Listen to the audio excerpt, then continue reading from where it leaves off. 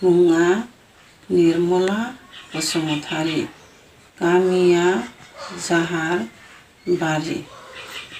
जसरात होननाय मानसिया आंनि फिसाजोनो साख्रि होगोन होननानै 3 लाख थाखा बिनानै लांफैदों। बे मानसिनि गुबै मुङा राज। बिनि गामिया बोरसि दैमानि। बियो बाक्सा जिल्लानि मानसि।